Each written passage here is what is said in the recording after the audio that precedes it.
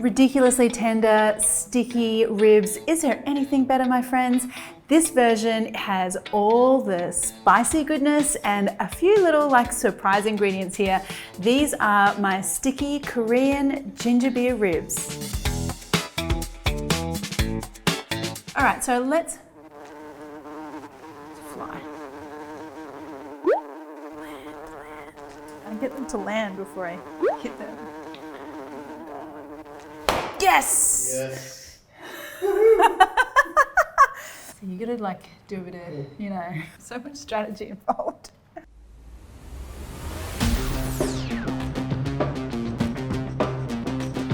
Okay friends, so we're gonna go through like my foolproof technique on how to get the most tender, beautiful, melt in your mouth ribs plus the sticky glaze. I use this method religiously with my ribs at home. For that, we want to start off with some gochujang. I love this guy. It's a fermented Korean chili paste. It has all the spicy, it has all the umami, slightly dried chili kind of flavor as well, which is nice. And I also love the color it gives the glaze and the sauce.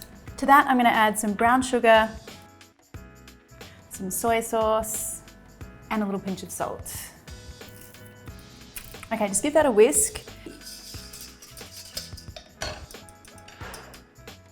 Now the first stage of our technique for the ribs relies on creating a little parcel that's gonna allow a whole bunch of steam and heat to really kind of break down that beautiful porky meat between the ribs. So I want some foil here and some baking paper.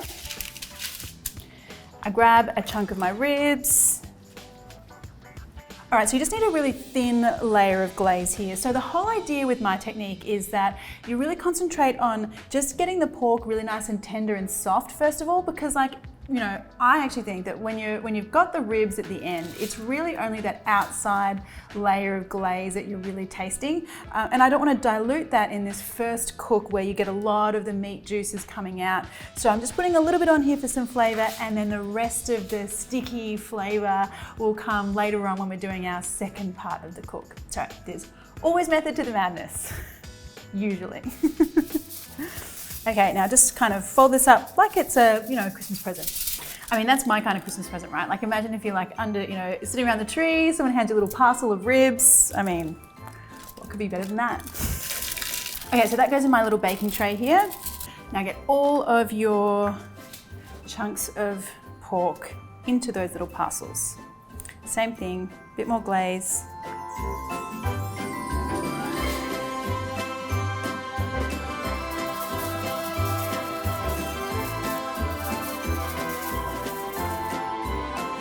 So now we've got our little tray of presents here. How fun. These go into the oven at a low and slow temperature for 90 minutes, and then we'll come back and have a look. So that gives us loads of time to get the rest of our glaze sorted. We're sort of partway there with it, but I want to add some more flavor and tanginess. We're going to start with some ginger beer. So in Australia, ginger beer is like a huge thing. It is fizzy, it's sweet, but it has like a ginger kind of flavor. It's non-alcoholic as well. So I think probably the closest thing in the US or in other parts of the world might be root beer. That's probably most similar in flavor, but you could use cola or, you know, whatever kind of cool, sweet kind of soft drink you've got in your area that you want to sort of experiment with. I'm going to go in with my ginger beer. And if you're not using a ginger flavored kind of cola or soft drink, you could try adding in a little bit of grated ginger in here as well. That would be quite nice. Now I'm going to go in with some tangy here because I want to balance out that sweetness. So I've got some apple cider vinegar. Now what we want to do is mix this through so it's like sort of combined. What I want to do is simmer this for about 20 or 30 minutes. That is going to concentrate all of those amazing flavors in here and thicken everything up.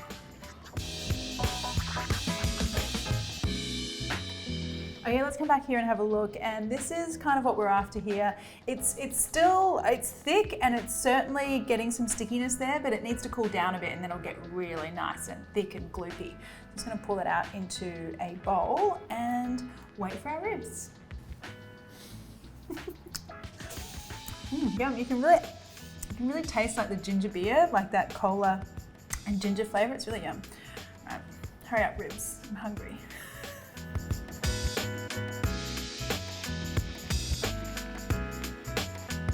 All right, let's come and have a look at our ribs now.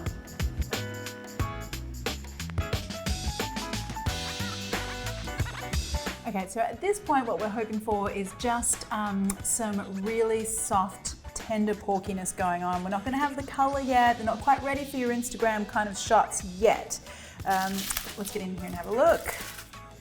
Now, you guys at home should be waiting for these to cool down. I'm too impatient, so I'm just going to get in here, and I've burnt my fingertips off from cooking so much, so it's okay for me. Right, let's have a look. All right, perfect. So what you can see here is that we've got the pork starting to come away from the bones. I can see when I push down that that is really nice and tender. I'm gonna get these out onto another baking tray, just lined with some more baking paper, purely because I hate to do the washing up. At this point, you can kind of like, you know, break a little piece off. Just try it.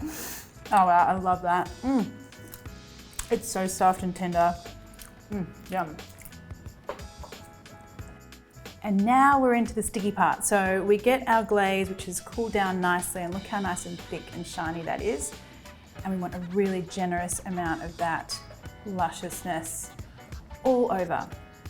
Top, bottom, sides, everywhere.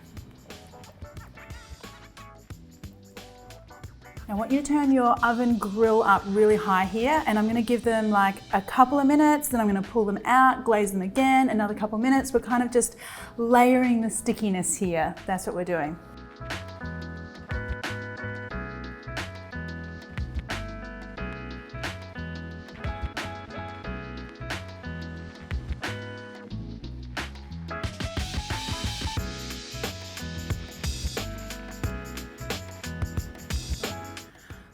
Pork is currently smelling heavenly. It's been in and out a couple of times, a few glazes, and this is what we've got.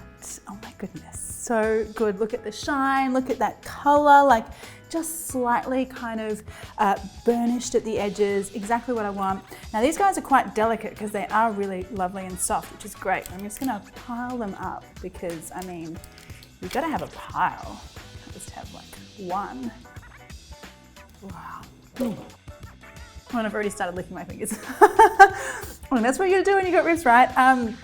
But I just have a little bit more of my glaze that I saved here, so I'm just gonna kind of drizzle that on the top there. Wow, yes, very good. And just a final little sprinkling of some coriander and spring onion. So there you go, guys. Now that is a plate of ribs. I'm gonna get in here, they're gonna be hot, but nothing can stop me right now. All right, let's get in here. Oh, it's so good. See how soft they are? Like you should, I mean the bone just literally came out. That to me is really exciting. Let me just break that off. Oh, look at that. Oof, I'm burning my fingers, but I don't even care. Oh, wow. This is so good. Wow. That is so ridiculously good. I mean, you know, all the bones are just falling out completely and things are sticky. My fingers are messy. But I'm very happy. That 2-cook method, so foolproof. And then that really sticky, like tangy glaze. And then you've got that little like hint of the ginger flavor from the ginger beer. Wow, ridiculous. So good, oh my goodness.